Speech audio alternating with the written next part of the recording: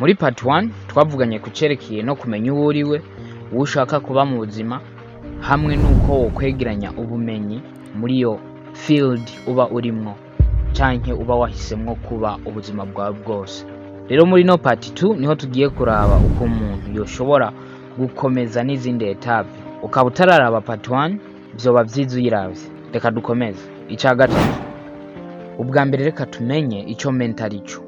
Mentor ni umuntu ashobora kuba umugabo canke umugore yizewe ko afise ubumenyi buhagije mu kintu kanaka ku buryo ashobora guha ubumenyi abandi. Ubuzima ni bugufi, ubwo n'igihe cyo kwiga ku giti cawe ni gito. Ata muntu akwerekeza uzotakaza imyaka myinshi ugerageza kwironsa ubumenyi, ahubwo utegerezwa guca mu kirenge c'aba master bagutanguriye. Rero utegerezwa kurondera umumento abikwiye. Umumento nyawe azi aho gufocus neza nuko yo guchallenge. Ubumenyi bwiwe na experience ziwe bihinduka gwawe.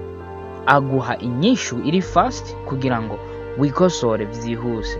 Kubera ko muba muri kumwe umwanya muniniya, uko wiyumvira birahinduka ukiyumvira nkawe. Nk'impanuro, hitamwo umumento agira aho ahuriye n'ivyipfuzo vyawe n'uwo wipfuza kuba. Hama umaze kuronka ubumenyi buhagije ku buryo wohagarara wenyene, komeza. Ntuze ukora ikosa ryo kuguma mu gitutu ciwe. Intego yawe nyamukuru izibe gusumvya master wawe. Creativity ni ubushobozi bwo kwiyumvira icyiyumviro canke ikintu gishasha gifitiye akamaro societe. Ico bisaba ni ukumanza kumenya uwo waremewe kuba, hama ukegeranya ubumenyi buhagije hamwe utahura neza uko ibintu bikorwa utamenetse umutwe. Niho uzoshobora kubona ikibuze gikenewe, hama ushobore kugishira mu ngiro nk'uko Fred Loach yabikoze. Kuva Fred akiri muto yatozwa kugira ngo azabe boxing champion, nk'uko se yari boxer yabigize umwuga, nyina nawe akaba yari judge wa boxing. Fred yakubitirwa kuja muri gym uko Imana yari iminsi. Ku myaka 18 Fred yaramaze kwegeranya ubushimwe butari buke kugira ngo azabe champion. Se we yamutwaye ku mukoci w'umulegend Fudge. Kwa Fudge niho aba champion bakorewa. Hama Fred acatangura akiza, byaboneka ko azovamwo umuntu akomeye. Ntivyatevye, Fred acahura n'imbogamizi. Yarasigaye ashira amarangamutima imbere. Iyo ari y'ingumu ari muri ringi yacagomba kugwana n'ishavu, nagishavu riricisha. Niho Fred abonye ko vyanse araritaringa. Gusa kubera ko boxing bwari bwo buzima bwiwe, rimwe na rimwe yaza aratembera muri gym ya Fudge. Umunsi umwe hari habaye match hagati y'abanyeshuri ba Fudge. Hill yari umwe muri bo. Hill nta muntu yari afise muri kona yiwe. Niho Fred yamuzanira amazi yongera amuha n'impanuro.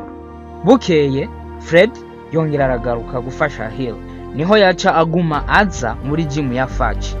Ntiyarihwa gusa yiyumva ko hariho amahirwe. Yarazinduka cyane kurusha abandi kandi agataha inyuma y'abandi. Fred yarazi tekinike zose za Fudge, gusa mu mutwe yaguma yibaza igihe bizohera kuguma asubiramo tekinike za Fudge. Kubw'ivyo Fred yarondeye ikintu Fudge atigera akorera ababoxere biwe kandi cyari gikenewe. Fred akigwana, Fudge ntiyigera abona ikibazo ciwe canke ngo amubaze ikibazo afise.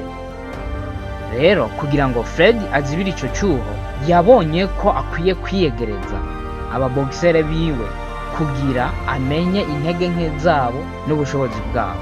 Kandi iyo umuboxere wiwe yimirije match, Fred yaca aja kuraba video z'ama match y'umwopoza wiwe.